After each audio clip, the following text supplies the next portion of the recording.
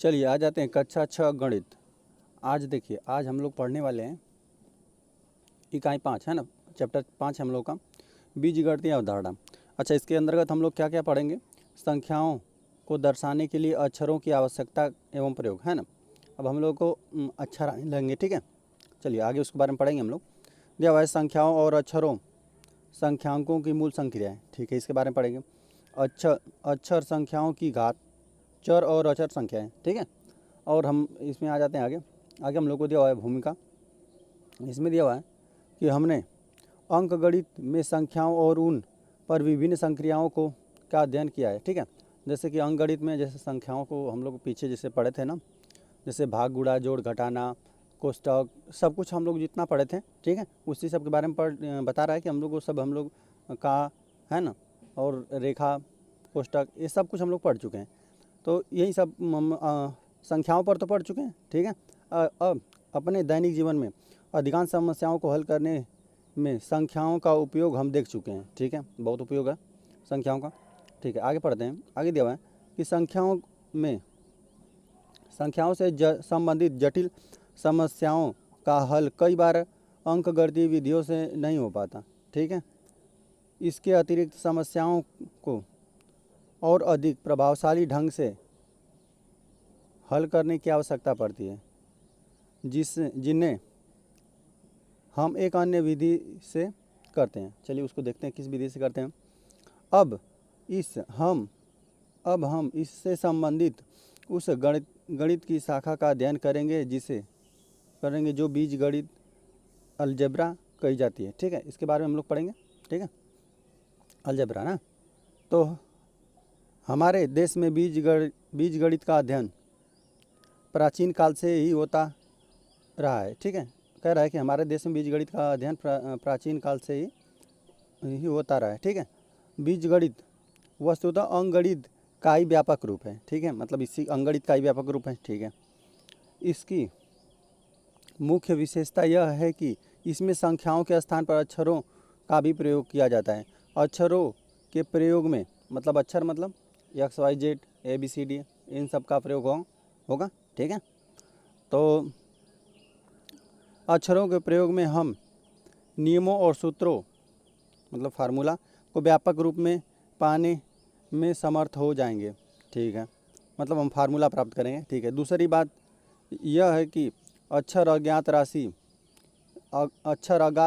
राशियों के स्थान पर भी प्रयोग किया जा सकते हैं, ठीक है। हम अज्ञात राशियों को अन्योन को निर्धारित करने की विधियां को लिखकर हम पहेलियों, पजल और दैनिक जीवन से संबंधित अनेक समस्याओं को हल करने के अनेक प्रभावशाली साधन विकसित कर सकते हैं। जैसे कह रहा है ना कि अब हम लोग के पास अब सवाल आएगा ना, तो उसमें हम लोग ज़्यादातर जैसे अंक ना आकर हम लोग क्या ला देंगे, ये सब आएगा ABCD है ना, अक्षर आएगा। चलिए देखते हैं, आगे पढ़ते हैं ना। अधिक साधन विकसित कर सकते हैं, ठीक है। अक्षर संख्याओं के प्रयोग से हम केवल एक विशेष संख्या की बात न करके किसी भी संख्या की बात कर सकते हैं, ठीक है। इसीलिए इन्हें बीजगणित कहा जाता है ना। बीजों की सहायता से निम्नलिखित और सूत्रों को व्यापक रूप में लिख सकते हैं। संख्याओं के लिए अक्षरों का प्रयोग करके प्राप्त अक्षर संख्याओं पर भी गुणा, भाग आदि संक्रियाएं की जा सकती हैं। मतलब कह रहा है ना कि अब अक्षर भी आएंगे हम लोग को प्रश्न में ना, तो आगे हम लोग पढ़ेंगे तो आएगा, ठीक है। तो उस पर गुणा, भाग, जोड़, घटाना सब कुछ उस पर भी लगेगा, जैसे संख्याओं पर लगते हैं ना, उसी तरह इस पर भी लगेगा, ठीक है। आगे पढ़ते हैं। आप पाएंगे कि बीजगणित न केवल उपयोगी है अपितु यह अत्यंत रोचक भी है, मतलब रोचक भी है, अच्छा भी लगेगा हल करने में। चलिए कह रहा है ना, अब देखिए यहाँ पर हम लोग को दिया हुआ है आगे, संख्याओं को दर्शाने के लिए अक्षरों का प्रयोग पढ़िए और समझिए। चलिए यहाँ पर दिया हुआ है, कह रहा है ना कि चित्र 1 में टोकरी में कितने सेब हैं। चलिए तो चित्र 1 दिया हुआ है, इसमें 2 सेब लग रहा है, 2 सेब दिया हुआ है, ठीक है। तो उत्तर है टोकरी में 2 सेब हैं। चित्र 2 की टोकरी में कितने सेब हैं? अच्छा 2 में 3 है, ठीक है, तो 3 हो गया। चित्र 3 में टोकरी में कितने सेब हैं? यहाँ पर है 1 2 3 4 5, ठीक है, तो टोकरी 5 में 5 सेब है, चलिए यहाँ पे चित्र 4 की टोकरी में भरे से इन्हें देखकर संख्या बताई जा सकती है। चलिए अब ये कितना दिया हुआ है, अब इसके कठिन है गिनना क्योंकि दिख रहा है जो है ना, उसको उधर भी हो सकता है सेव। तो इसको आगे हम लोग पढ़ते हैं। आगे हम लोग को दिया हुआ है कि इन फलों को गिनना कठिन है, अतः केवल हम यह कह सकते हैं कि टोकरी में कुछ सेव हैं। ठीक है, कुछ सेव हैं। ठीक है, चित्र 5 में वर्ग बने हैं। ठीक है, इन्हें देखकर प्रत्येक वर्ग की भुजा की लंबाई बताइए। चलिए यहाँ पे 2 सेंटीमीटर है ना, वर्ग है तो यह सबका, यह साइड ना सबका सेम रहता है और बीच का कोण कितना होता है, 90 अंश का होता है। तो चलिए यह भी साइड है। ठीक है, ये सब है। तो चलिए यहाँ पे 2 सेंटीमीटर दिया हुआ है, मतलब यह दूरी 2 सेंटीमीटर, सब 2 सेंटीमीटर रहेगा, है ना। चलिए इसकी भुजा कितना है, 4 सेंटीमीटर, तो अब इसका भी कुछ होगा। ठीक है, चलिए तो आगे हम लोग को दिया हुआ है कि वर्ग ए बी सी डी यही ए बी सी डी वर्ग है, ए बी सी डी। ठीक है, में की भुजा की लंबाई कितना है, 2 सेंटीमीटर एक प्रत्येक भुजा की बोल रहा है। और ई एफ एच जी, ठीक है, इसका मतलब कितना है, 4 सेंटीमीटर है। तो चलिए यल एन ओ इसको बात कर रहा है। ठीक है, इससे बोला है कि भुजा की लंबाई ज्ञात नहीं है, इसे हम कुछ से भी मान सकते हैं ना, कुछ सेंटीमीटर मान सकते हैं, लेकिन इनसे तो अधिक ही मानेंगे, 4 सेंटीमीटर से अधिक होगा। राम के पास 45 सेब थे। ठीक है, राम के पास 45 रुपए थे। ठीक है, उसे अपनी बहन शीला को कुछ रुपए मिल गए। उसे अपनी बहन शीला के कुछ रुपए मिल गए। अब उसके पास कुल कितने रुपए हैं, राम के पास कुल कितने हैं, 45 प्लस कुछ रुपए हैं। ठीक है, कुछ वो शीला के उसकी बहन के पास पैसा था तो वो भी यहीं ले लिया ना, राम ले लिया, तो 45 प्लस कुछ है। ठीक है, उपर्युक्त उदाहरणों में हमने देखा कि गणित में अभी तक संख्याओं को संख्या संकेतों मतलब 0 से लेकर 9 तक दिखाते हैं। इन्हीं अंकों का प्रयोग करके हम लोग जो भी रहता है हम बड़ा से बड़ा अंक प्राप्त कर लेते हैं। ठीक है, से निरूपित करते हैं हमें। ठीक है, ऐसी संख्याओं की भी बात करनी होगी जो ज्ञात नहीं होती हैं किंतु ज्ञात की जा सकती हैं। चलिए ठीक है, ऐसी संख्याओं के अंग्रेजी अथवा हिंदी वर्णमाला के अक्षरों का प्रयोग किया जाता है। ठीक है, मान लीजिए किसी विद्यालय में वृक्षारोपण कार्यक्रम आयोजित किया जा रहा है। प्रत्येक विद्यार्थी 2 पौधे लगाता है, तो पहली शिक्षार्थियों 2 पौधे लगाते हैं। ठीक है, अतः पौधों की संख्या 2, प्रत्येक 2 शिक्षार्थी मिलकर कितना 2 पौधे लगाते हैं, तो पहली शिक्षार्थी की 2 पौधे लगाते हैं। ठीक है, अच्छा, जब दूसरा शिक्षार्थी भी 2 पौधे लगाता है तो ठीक है, यहाँ पर थोड़ा एक बार देख लें। अच्छा, प्रत्येक शिक्षार्थी 2 पौधे लगाता है ना, मतलब एक शिक्षार्थी 2 पौधे लगा रहा है। ठीक है, तो देखिए एक शिक्षार्थी 2 पौधे लगाए तो 2 पौधे हुआ, जब 2 शिक्षार्थी लगा रहे तो 2 दूना 4 पौधे लगे, जो पीछे का सब जोड़ भी रहा है ना। जब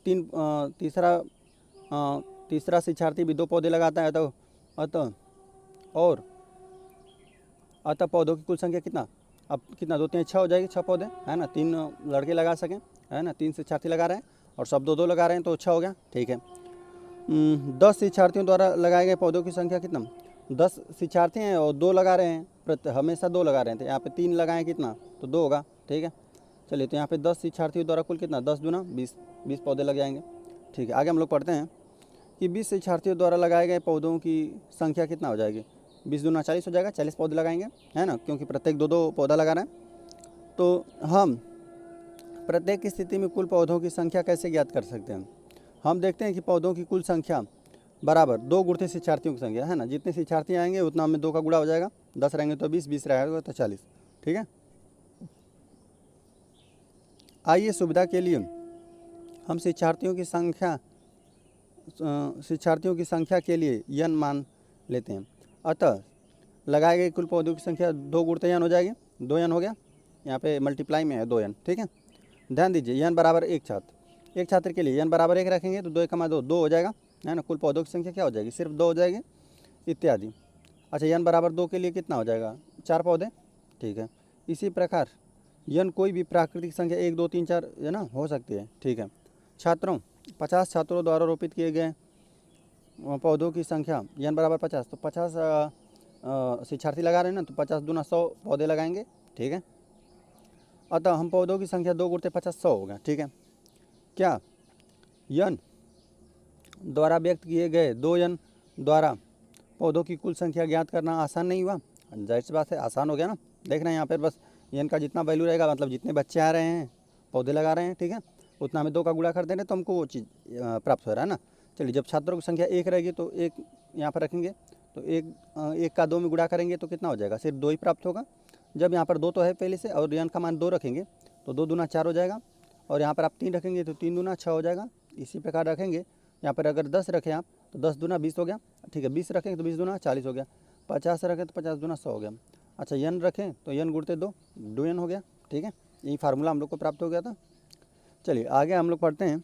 आगे दिया हुआ है, किसी अज्ञात संख्या को अंग्रेजी वर्णमाला X Y Z A B C आदि तथा हिंदी वर्णमाला में क ख ग और क्या य र ल आदि अक्षरों में व्यक्त कर सकते हैं। ठीक है, इन संख्याओं को अक्षर संख्या या बीज कहते हैं। ठीक है, बीज कहते हैं। ठीक है, इसको अक्षर कहेंगे या बीज कहेंगे। ठीक है, उपर्युक्त उदाहरणों में कुछ सेवों के स्थान पर ए सेव, ठीक है, वर्ग की भुजा कुछ सेंटीमीटर की लंबाई के स्थान पर, ठीक है, 22 सेंटीमीटर। ठीक है, जो हम लोग पीछे पढ़े थे ना, यहाँ पर पढ़े थे, इसको कुछ सेव था तो इसको यक्स मान लीजिए। यहाँ पे कुछ इसका कितना कुछ सेंटीमीटर था तो इसको 22 सेंटीमीटर। यहाँ पे कुछ पैसे था तो इसको भी कुछ मान लीजिए। ठीक है, कह रहा है ना 22 सेंटीमीटर। तथा शीला ने राम को दिए गए कुछ रुपयों में यक्स रुपये द्वारा प्रकट कर सकते हैं। उपयुक्त अक्षर में ए वाई यक्स अक्षर संख्याएँ हैं, अक्षर संख्याएँ। ठीक है, इसका कुछ हम लोग वैल्यू निकालेंगे। ठीक है, यह अक्षर क्या है? एक तरह से संख्याएँ ही हैं। ठीक है, इन पर भी जोड़ घटाना गुणा भाग सब कुछ लगेगा।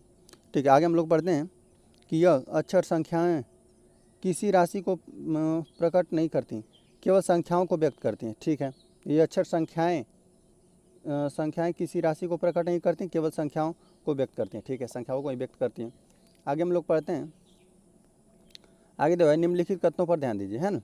कह रहा है ना कि सईदा के पास यन आम है। ठीक है, मतलब यन आम मतलब कुछ है उसके यहाँ पास आम। ठीक है, अब यन का वैल्यू जो भी हो सकता है ना, 10 20 50 लाख 10 लाख कुछ भी हो सकता है इसका यन का वैल्यू, मतलब सईदा के पास यन आम है। इस कथन में आम की संख्या के बारे में क्या सकते हैं? इससे ज्ञात होता है कि सईदा के पास कुछ आम है, ठीक है, जिनकी संख्या ज्ञात नहीं है। ठीक है, मतलब कुछ आम तो है लेकिन हम लोग की संख्या ज्ञात नहीं, कितना भी हो सकता है। यन का मान कोई भी संख्या हो सकती है। ठीक है, यन का मान कोई भी संख्या हो सकता है। सांग के पास 4352 थे। ठीक है, इतने रुपए थे, 4357 रुपये थे। उसने कुछ रुपए मनीषों को दे दिया। ठीक है, तो और मान लीजिए श्याम ने मनीषा को 100 रुपये दिए, तो अब इसके मान लेते हैं अगर 10 रुपया दिया रहता तो 10 रुपये आप इसमें से घटा देते तो आपको पूरा पैसा निकल जाता। यहाँ पे कह रहा है कि 100 रुपये आप दे रहे हैं तो 100 रुपये इसमें से घटा दीजिए। मान लें कुछ पैसा था तो कुछ पैसे को हम लोग क्या करेंगे, आप लोग एक्स वाई जेड ये सब मानकर हल करेंगे। यही बीज, इसे बीज कहते हैं ना, इन्हीं को हम लोग मानकर हल करेंगे। ठीक है, ताकि हम लोग और आसानी से हल कर पाएँ। ठीक है, अक्षरों को मानकर हल करेंगे। तो यहाँ पर हमने एक्स मान लिया, माना कुछ पैसा एक्स था, एक्स आप कुछ दे दिए तो आपके पैसे में से तो कुछ तो घटेगा ना, वो घट जाएगा। चलिए आगे हम लोग पढ़ते हैं। अमीना माचिस की तीलियों से समबाहु त्रिभुज के प्रतिरूप बना रही है। अच्छा, समबाहु त्रिभुज क्या होता है? समबाहु त्रिभुज कह रहा है ना कि जिसमें तीनों भुजाएं बराबर होती हैं आपस में, ये तीनों भुजा आपस में बराबर रहती है ना, तो उस त्रिभुज को समबाहु त्रिभुज कहते हैं। ठीक है, और सिर्फ 2 भुजा बराबर रहेगी तो समद्विबाहु त्रिभुज कहेंगे, और तीनों भुजा अगर बराबर नहीं रहेगी ना तो उसे बोलेंगे विषमद्विबाहु त्रिभुज। ठीक है, चलिए आगे हम लोग पढ़ते हैं। आगे दिया हुआ है कि उसी समय उसका मित्र राकेश आ जाता है। ठीक है, यह बनाया। वह अब अमीना से पूछता है कि यदि ऐसे केवल 6 त्रिभुज, ठीक है, बनाने हो तो कुल कितनी तिलियाँ लगेगी? अच्छा, 6 तिली के लिए अच्छा ऐसे 6 त्रिभुज है ना, तो यहाँ पर जोड़ देंगे सबकी तिलियों की संख्या। 6 तिली 18, क्योंकि एक में 3 लग रहा है ना, तो 6 बनाना है तो 6 तिली 18 हो जाएगा। कुल तिलियाँ कितनी लगेंगी? अमीबा अपने बनाए गए त्रिभुजों के प्रारूपों को देखकर निम्नलिखित साड़ी बनाती है। बनाए गए त्रिभुजों की संख्या, आवश्यकता तिलियाँ। देखें, एक आप बनाएंगे ना, एक त्रिभुज बनाएंगे तो आपको 3 तिलियों की आवश्यकता होगी। 1 2 3 तिली की आवश्यकता हो रही है ना, तो एक त्रिभुज बना रहे हैं तो 3 तिलियों की आवश्यकता हो रही है। इस तरह आप 2 बना देंगे तो कितना 4 3 हो गया था, 4 5 6 की आवश्यकता होगी। 6 ठीक है। 3 है तो कितना, 3 के लिए तो 3 तिल्ली के 9 हो जाएगा, फिर कितना 4 3 12, जितना भी आप बनाएंगे ना, जितना त्रिभुज उसमें 3 का गुणा कर देंगे, है ना।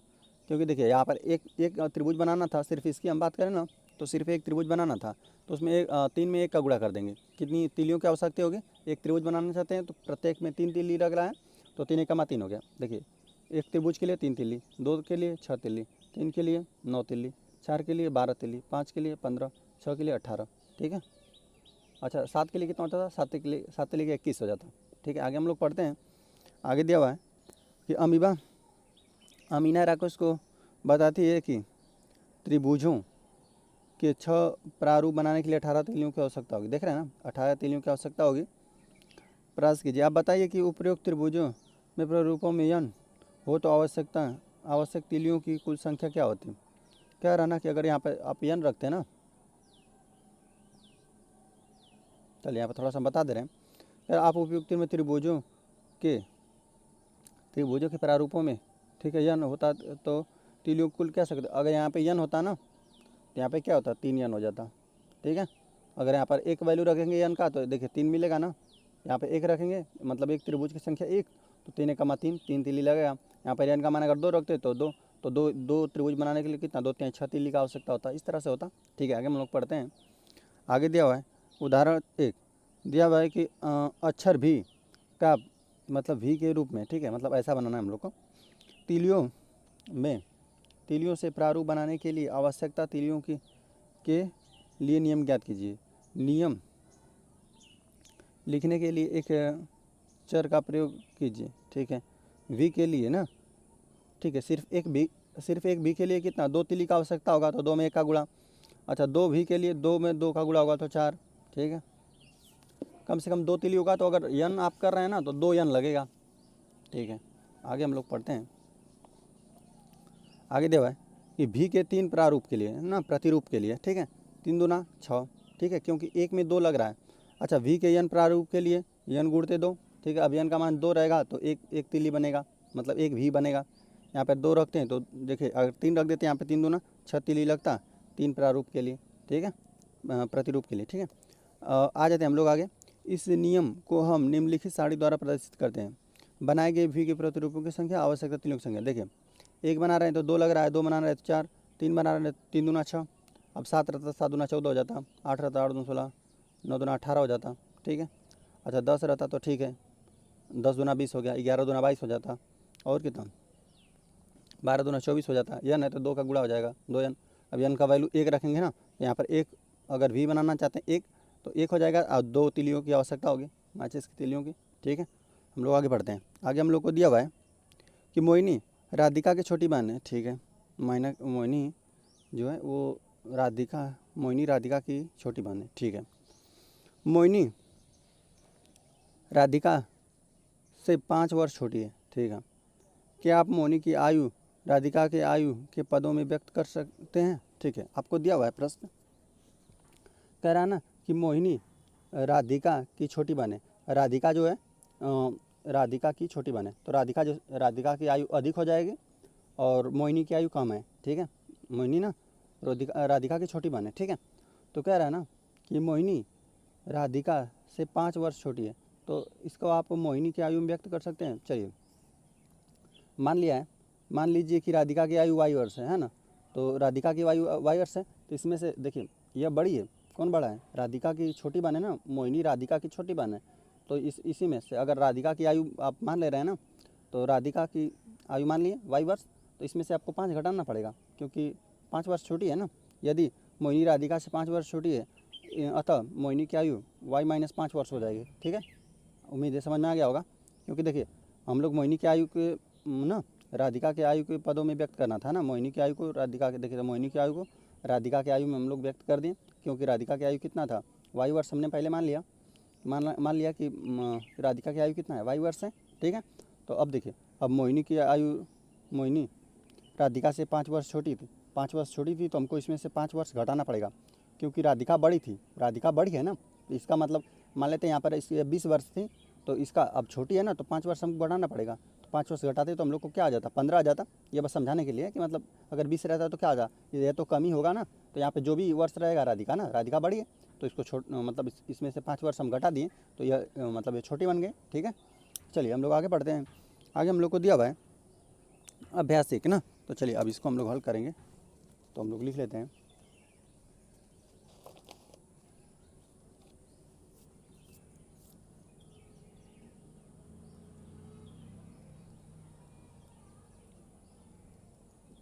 अभ्यास आज हम लोग 5 ही हल करेंगे। ठीक है, चलिए हम लोग पहला प्रश्न पढ़ते हैं।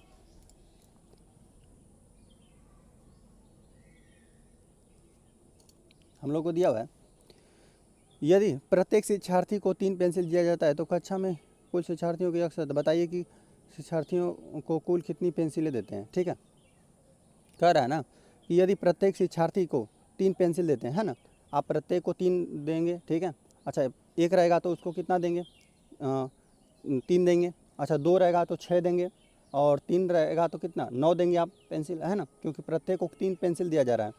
तो अच्छा जब कुल संख्या यक्स है ना, यहाँ पर हम लिख देते हैं प्रत्येक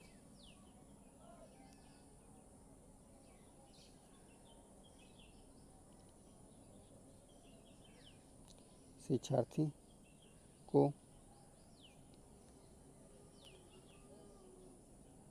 3 पेंसिल दिया जाता है। ठीक है, प्रत्येक शिक्षार्थी को आप ना 3 पेंसिल दे रहे हैं। ठीक है, और कुल संख्या कितना है, कुल कितना शिक्षार्थी है, शिक्षार्थियों की संख्या क्या है, यक्स है। ठीक है, यक्स ही दिया हुआ है, यक्स दिया हुआ है। ठीक है, अच्छा यक्स है तो देखिए अगर ना एक को देना रहता है ना, अगर मान लीजिए शिक्षार्थियों की संख्या 1 रहती तो आप क्या कर देते, 3 एक कमा 3, 3 हो जाता। ठीक है, मतलब 1 को 3 मिलता। अच्छा 2 रहते तो 3 दूना 6 मिलता ना, मिलता ना। अब देखिए लेकिन हम लोग के पास कितना है, यक्स है, तो इसमें आप इसका गुणा कर दीजिए। यक्स का मान अगर 1 रहेगा तो आपको 3 पेंसिल की आवश्यकता पड़ेगी। अतः लिख देते हैं हम लोग ना, लिख देते हैं कुल कितनी पेंसिल लेते बताइए। अतः ना हम लिख देते हैं, अतः शिक्षक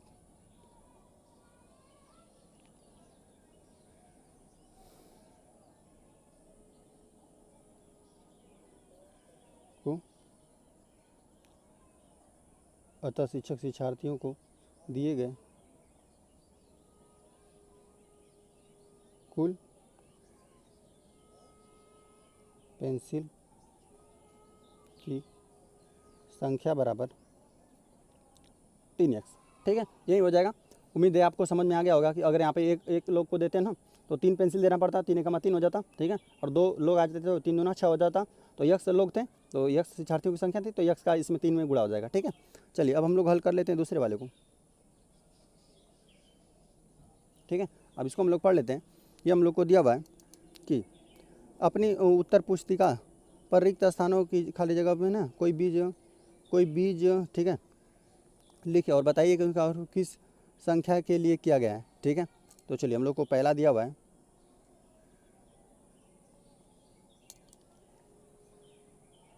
12 17। ठीक है, यहाँ पे ऐसे कोष्टक बनाया। ठीक है, बराबर 17 ना। तो देखिए तो यहाँ पर हम लोग को क्या क्या है ना कि कोई बीज लिखिए। ठीक है, यहाँ पर जो खाली है ना वहाँ पर कोई बीज लिखना है तो कोई भी आप XYZ ABCD कुछ भी आप लिख सकते हैं, कोई दिक्कत नहीं। चलिए आपको ए लिखते हैं ना, तो ए लिख दिया, इस्तेमाल है तो लिख देते हैं और बताना है कि ए का प्रयोग किस किस संख्या के लिए। देखिए यहाँ पर 5 है, यहाँ पर 5 है। ठीक है, 17 है, 17 है, बराबर का चिन्ह है तो कितना यहाँ पे 12 है। ठीक है, ये 12 के लिए ए का प्रयोग किया गया है। ठीक है, क्योंकि 5 भी है, यहाँ पर 17 भी है, क्योंकि 5 में आप 12 जोड़ेंगे तभी 17 आएगा। ठीक है, तो हम लिख देते हैं ए इस्तेमाल ए का प्रयोग कितना 12 के लिए किया गया है। ठीक है, या फिर हम लिख देते हैं यहाँ पर दिया हुआ है कि जगह कोई बीज लिखे तो हम चलिए बीज ही लिख देते हैं, बीज ए का प्रयोग 12 के लिए किया गया है। ठीक है, अब आ जाते हैं हम लोग सेकंड पे। सेकंड हम लोग को दिया हुआ है कि 40 में से आप 10 घटाएंगे तो आपको 30 ही मिलेगा। ठीक है, अच्छा तो 40 में से हम क्या घटा दें कि आपको 30 मिले। ठीक है, यही प्रश्न है। तो यहाँ पर आप कुछ भी लिख दीजिए। चलिए हम यहाँ पे यक्स लिख देते हैं। तो लिख दीजिए यक्स का प्रयोग किसके लिए, 10 के लिए किया गया है ना। 10 ही घटाएंगे ना, देखिए 40 भी है, 40 भी है और यहाँ पर 30 भी है, तो यहाँ पे 10 के लिए किया गया यक्स का प्रयोग, 10 के लिए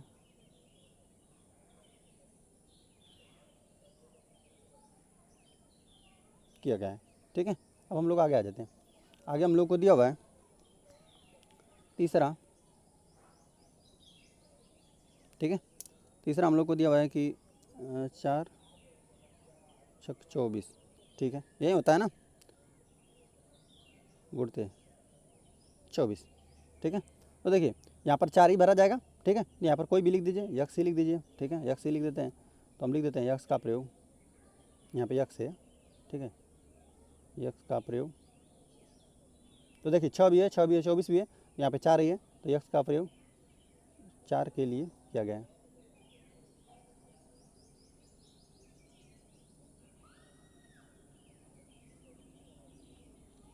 ठीक है, आगे हम लोग आ जाते हैं चौथे पे। चौथा हम लोग को दिया हुआ है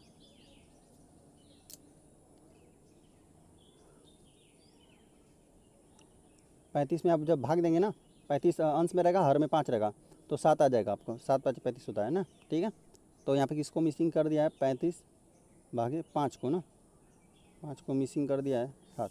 ठीक है, तो अब यहाँ पर हम लोग क्या भर देंगे एक्स के स्थान पे, यहाँ पे ए बी सी डी कुछ भी भर दीजिए। चलिए स्मॉल बी आपको भर देते हैं। ठीक है, तो लिख देते हैं बस बी का प्रयोग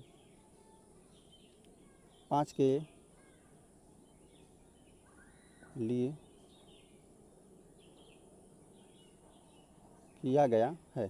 ठीक है, यही हो गया हम लोग का उत्तर। ठीक है, अब हम लोग आ जाते हैं, अब आगे का हम लोग हल कर लेते हैं क्वेश्चन नंबर 3। ठीक है, क्वेश्चन नंबर 3 हम लोग को दिया हुआ है। ठीक है, ऊपर कर देते हैं थोड़ा।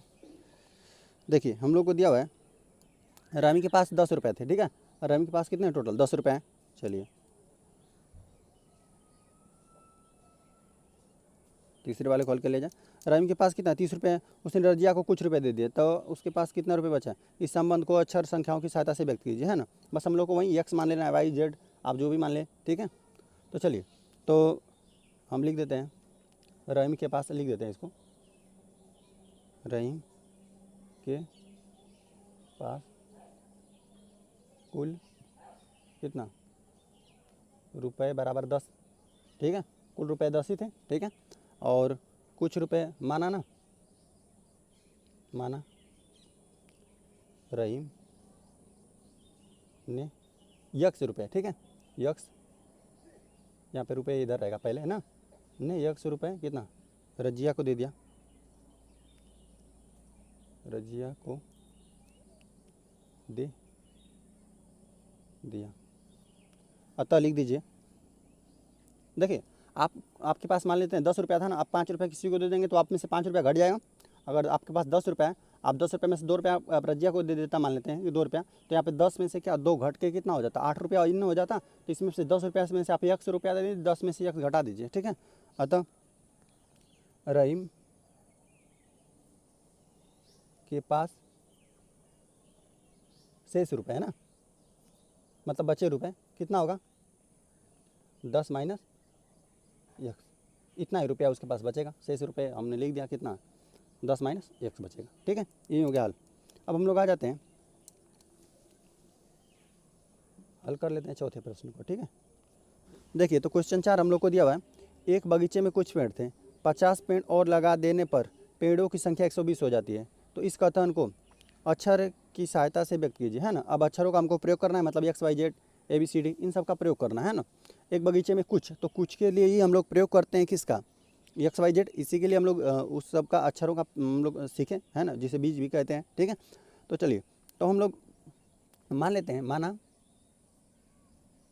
बगीचे में पहले से ही कितना है, बगीचे में यक्स पेड़ हैं, ठीक है। माना बगीचे में यक्स पेड़ है, ठीक है।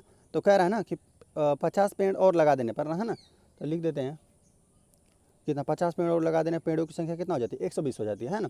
कह रहा है कि एक पेड़ तो पहले से था और 50 लगा देंगे तो टोटल कितना हो जाएगा, 120 हो जाएगा, ठीक है। तो हम लिख देते हैं 50 पेड़ लगाने के बाद, चलिए लगा देने पर कितना, कुल पेड़ कितना, 120 हो जाते हैं ना, ठीक है। तो देखिए अब जैसे कोई भी कुछ रहा होगा तो इसमें कितना 50 जोड़ दिया गया होगा तो कितना हो गया, 120 हो गया होगा ना। देखिए कुछ पेड़ तो ये पहले से ही था, बगीचे में 1 पेड़ पहले से ही थे, ठीक है। अब देखिए 50 और लगा दिया है ना, तो जोड़ेंगे ही उसमें, तो कुल बराबर कितना हो जाएगा, 120 के। तो जैसे प्रश्न कह रहा है वैसे हम लोग लिख देते हैं। तो क्या हो गया, यक्स पेड़ पहले से था, आपने 50 लगा दिया, तो कुल मिलकर कितना हो गया, 120 पेड़ हो गया, ठीक है। यही हम लोग का बन जाएगा उत्तर, ठीक है। चलिए आगे हम लोग हल कर लेते हैं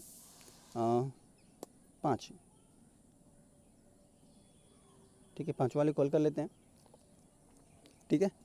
देखिए तो इसमें हम लोग को दिया हुआ है कि अक्षर यन और यम के प्रत्येक रूप के तीलियों के बनाने के लिए आवश्यकता तीलियों के लिए नियम ज्ञात कीजिए, ठीक है। नियम लिखने के लिए एक चर का प्रयोग कीजिए, ठीक है। चलिए एक चर का हम लोग प्रयोग कर रहे हैं, तो देखिए चलिए तो थोड़ा हम उसको ना ऐसे ही बना देते हैं। चलिए तो हम इसको ऐसे ही बना देते हैं, है ना।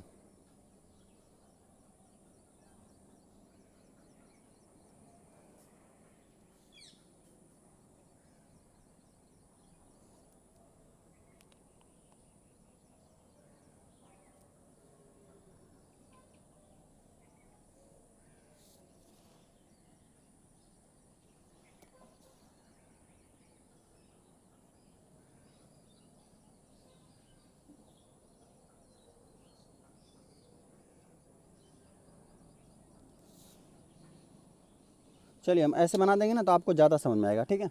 यहाँ पर हम ऊपर लिख देते हैं कितना हमको दिया हुआ है, ठीक है। यहाँ पर हम लिख देते हैं, यहाँ पे क्या क्या हमको बनाना है, यन बनाना है ना, तो यहाँ पे लिख देते हैं बनाए गए, बनाए। पहले हम ना लिखते हैं किसके लिए, यन के लिए ना, कैपिटल यन के लिए। यहाँ पर हमको फार्मूला दिया हुआ है तो हम मतलब बनाना है तो हमको बनाते हैं, ठीक है। चलिए तो बनाए गए कैपिटल यन, ठीक है, के प्रतिरूपों की संख्या ना, प्रतिरूपों की संख्या रहेगा इसी जगह, ठीक है। चलिए यहाँ पर रहेगा, अच्छा सेकेंड वाले में क्या रहेगा, आवश्यकता तीलियों की संख्या ना, लिख देते हैं हम आवश्यकता तीलियों की संख्या, ठीक है। चलिए अगली बार इसको थोड़ा सा और हम लोग बड़ा बनाएंगे, ठीक है, ताकि अच्छे से आ जाए। देखिए अगर ना आप यन बना रहे हैं ना, तो अच्छा कितना आवश्यकता होगा, देखिए एक ऐसे तीली आवश्यकता होगा, एक यक इस तरह 2 और एक इस तरह 3 तीली की आवश्यकता होगा। तो जब आप एक यन बना रहे हैं ना, जब एक बनाएंगे तो 3 तीलियों की आवश्यकता होगी। अच्छा 2 बना रहे हैं तो 3 दूना 6, ठीक है, 6 तीलियों की। अच्छा आप 3 बना रहे हैं तो 9, तो देख रहे हैं ना, 4 बना रहे हैं तो 4 3 12, अच्छा 5 बना रहे हैं तो 5 3 15, ठीक है, और 6 बना रहे हैं तो 18। तो इसी प्रकार जब आप कितना तीली बनाते हैं, माना ना कितना, कोई चर हम लोग को माना है कि चलिए आप यक्स ही हम लिख देते हैं, या चाहे तो यन भी लिख सकते हैं, कोई दिक्कत नहीं है, यक्स, ठीक है।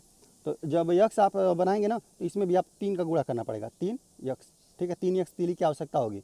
अगर यक्स आप यन बना रहे हैं ना, कितना यन की संख्या यक्स बना रहे हैं ना, देखिए यक्स का मान अगर 1 रखेंगे ना, तो देखिए 1 का गुणा यहाँ पर भी रखेंगे 1, यहाँ पर भी 1, तो 3 1 3 3 हो जाएगा। यहाँ पर 2 रखेंगे तो 3 दूना 6, 2 हो जाएगा ना। तो देखिए आपको हमको बना कर दिखा दिया है ना, ठीक है। इसी प्रकार करेंगे यन के लिए अगर यक्स है, ठीक है। अब चलिए आ जाते हैं हम लोग कितना आगे, यन के लिए हो गया, चलिए यम के लिए भी कर लेते हैं इसी तरह, यम के लिए, ठीक है। अच्छा यम के लिए क्या हो जाएगा, इसी प्रकार से देखिए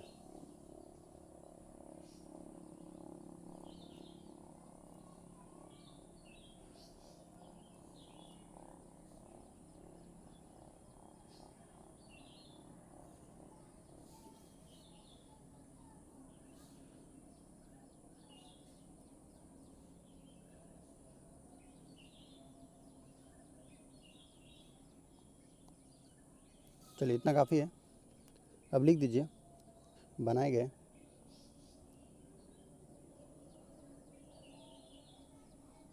अब यहाँ पे यम बनाना है ना, यम के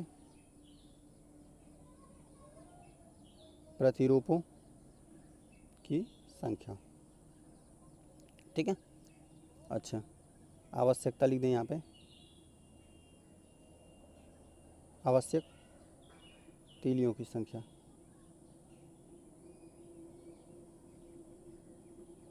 आवश्यक तीलियों की संख्या रहेगा। ठीक है, देखिए अच्छा यम में आपको कितना तीली की आवश्यकता पड़ेगा एक एम बनाने के लिए? देखिए एक किस तरह जाएंगे, 1 2 यहाँ पे जाएंगे, फिर ऊपर 3, यहाँ पर जाएंगे 4, 4 तीलियों की आवश्यकता होगी ना। तो बनाए गए एम की प्रतिरूपों की संख्या, अगर आप 1 बना रहे हैं ना तो आपको 4 तीली की आवश्यकता होगा, 2 बना रहे हैं तो 8 तीली का, 3 3 चौको 12। ठीक है, और आप 4 बना रहे हैं तो 4 चौको 16। ठीक है, 3 चौको 12, ठीक है 16 रहेगा यहाँ पे। ठीक है, यहाँ पे 5 बना रहे हैं आप तो कितना, 5 चौको 20 तीलियों की आवश्यकता होगी। ठीक है, उम्मीद है आप ये समझ गए होंगे ना। तो अच्छा इसी तरह हम लिख दें, चलिए यक्स या यन नहीं लिख देते हैं। अगर यन तीलियाँ बना रहे हैं ना, यन तीलियाँ बना रहे हैं तो आपको कितना 4 और यन, क्योंकि देखिए यन का मान आप 1 रखेंगे तो यहाँ पर 1 हो गया, यहाँ पर भी 1 हो गया, तो 1 चौको 4 हो जाएगा। ठीक है, तो यहाँ पर हो गया 4 आ जाएगा। ठीक है, इसी प्रकार आप 2 रख देंगे, 2 4 दूना 8 हो जाएगा, 3 रख देते, 3 चौको 12 हो जाएगा। ये सब आ रहा है ना, तो यहाँ पर कितना हो जाएगा, यन के लिए 4 यन होगा। ये हम लोग का फार्मूला इसके लिए बनेगा। एक बार फिर इसको हम लोग पढ़ लेते हैं। दिया हुआ अचर यन और यम के प्रतिरूपों के लिए तीलियों बनाने की आवश्यकता है। तीलियों की संख्या के लिए नियम ज्ञात कीजिए। ठीक है, नियम के लिए एक चर का प्रयोग कीजिए। देखिए तो एक चर का भी हमने प्रयोग कर दिया और नियम यही होगा। ठीक है, इसी प्रकार से ये रख रहा था। चलिए अब हम लोग चलिए ये हम लोग का अभ्यास ख़त्म हो गया। ठीक है, और अगले दिन ये पढ़ा जाएगा अभ्यास 5 भी। ठीक है, चलिए ठीक है, वीडियो पसंद आया तो चैनल को सब्सक्राइब भी कर लीजिए।